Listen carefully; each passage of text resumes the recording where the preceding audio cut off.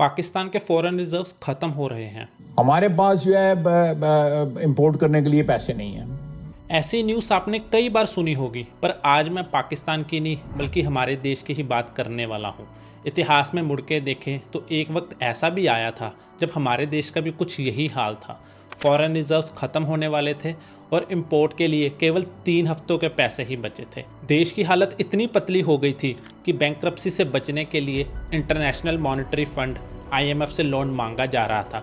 But फिर कुछ ऐसा हुआ जिसकी उम्मीद किसी को भी नहीं थी। हमारे ex prime minister doctor Manmohan Singh ji, जो उस समय हमारे देश के फाइनेंस मिनिस्टर थे, कुछ ऐसे फैसले लेते हैं जिन्होंने हमारे देश को हमेशा हमेशा के लिए बदल के रख दिया। बट क्या थे वो फैसले और क्यों हमारे देश की सिचुएशन इतनी बुरी हो चुकी थी? चलिए आज की वीडियो में जानते हैं।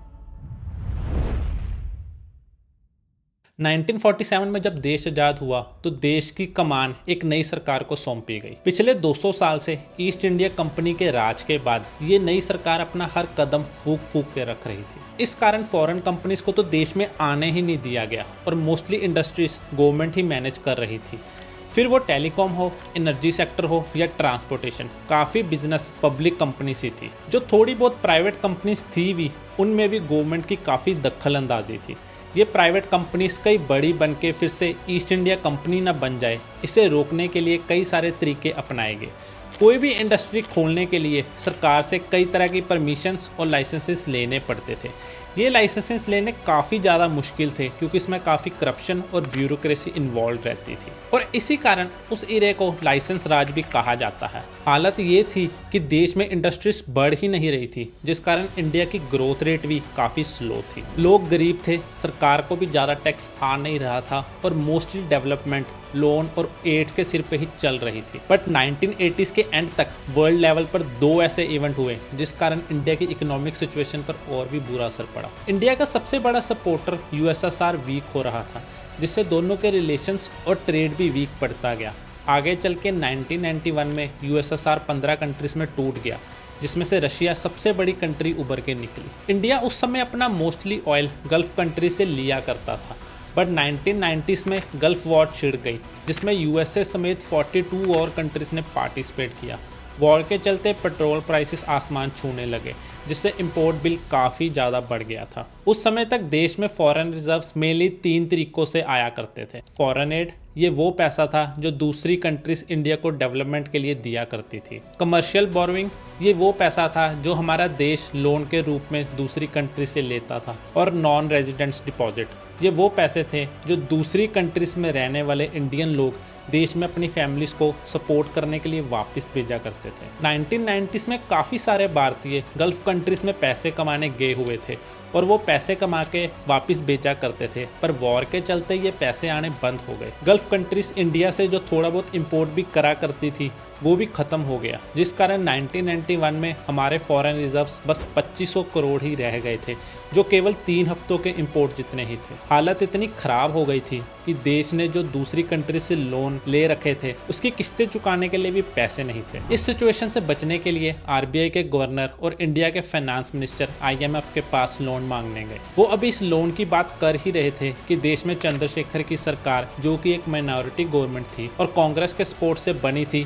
टूट जाती है। उस वक्त देश में कई सारे इवेंट्स एक साथ चल रहे थे। मंडल कमीशन और राम जन्मभूमि का मुद्दा गरमाया हुआ था। इन सब इवेंट्स पे अगर आपको वीडियो चाहिए हो तो मुझे कमेंट सेक्शन में जरूर बताइएगा, मैं इस पर भी वीडियो बना दूंगा। कांग्रेस और जनता दल में इन मुद्दों पर मतभेदों के कारण कांग्रेस सरकार से अपना सपोर्ट खींच लेती है, जिस वजह से दोबारा इलेक्शन कराने पड़ जाते हैं। देश का जब पूरा ध्यान इकोनॉमिक सिचुएशन से निपटने में होना चाहिए था, उस वक्त जनरल इलेक्शंस कराए जाते हैं। राजीव गांधी, जो कांग्रेस पार्टी को लीड कर रहे थे, प्राइम मिनिस्टर के लिए एक मजबूत दावेदार की तरह उभर के निकलते हैं, पर फिर होती है एक अनहोनी जो पूरे देश को हिला के रख देती है।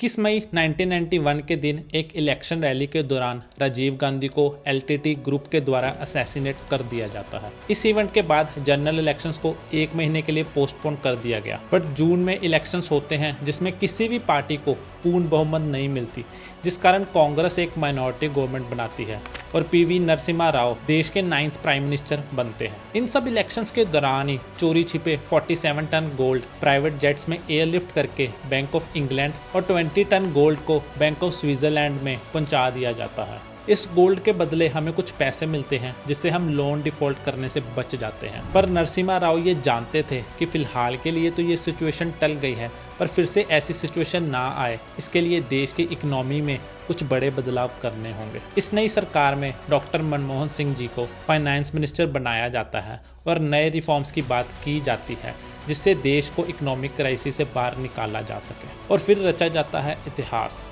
डॉक्टर मनमोहन सिंह जी आने वाले दिनों में कुछ ऐसे फैसले लेते हैं जो हमारे देश को हमेशा के लिए बदल के रख देते हैं। सबसे पहले रुपीस की वैल्यू को कम किया जाता है। रुपये की वैल्यू को 1 जुलाई को 9% और 3 जुलाई को 11% तक कम कर दिया जाता है। आजकल रुपये की वैल्यू कुछ पैसे नीचे गिर जाए तो कैसे हल्ला मचा दिया जाता है, पर उस समय रुपीस को 20% तक डी वैल्यू कर दिया गया था। इससे देश में आने वाले फॉरेन पैसों की वैल्यू खुद ब खुद बढ़ गई थी, जिसकी उस वक्त काफ़ी ज़्यादा ज़रूरत थी। देश के दरवाजे फॉरेन कंपनीज के लिए खोल दिए जाते हैं। देश में होने वाले इंपोर्ट्स पे इंपोर्ट ड्यूटी कम की जाती है।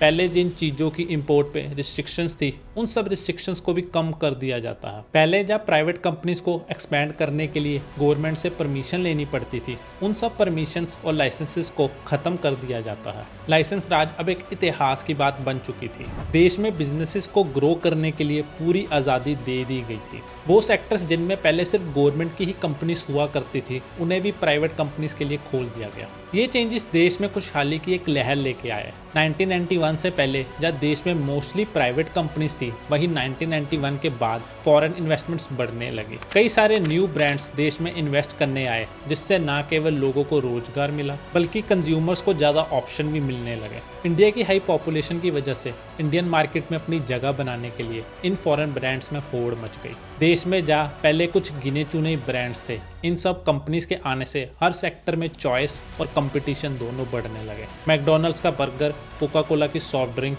सैमसंग के टीवी और एप्पल के फ़ोन इसी कारण हमारे देश में आ सके। मनमोहन सिंह जी के इन फैसलों ने देश के रंग और रूप दोनों को बदल के रख दिया। कहाँ हम एक समय पे बैंकक्रप्ट होने वाले थे और कहाँ हम आज दुनिया की 5th लार्जेस्ट इकॉनमी है। अगले कई सालों तक सरकार किसी की भी हो, मनमोहन सिंह जी के इन फैसलों को सहारा गया और इन्हीं के दम पे आगे बढ़ा गया। ये सफ़र बेशक इतना आसान ना रहा हो, बट जब तक देश में ऐसे फैसले लेने वाले लोग हैं, हमें आगे बढ़ने से कोई रोक नहीं सकता। वीडियो अच्छा लगा हो तो चैनल को सब्सक्राइब जरूर करते जाइएगा और वन नेशन वन इलेक्शन के बारे में जानना चाहते हैं तो इस वीडियो को देखिएगा। मैं आपसे वही मिलता हूँ। वंदे मातरम।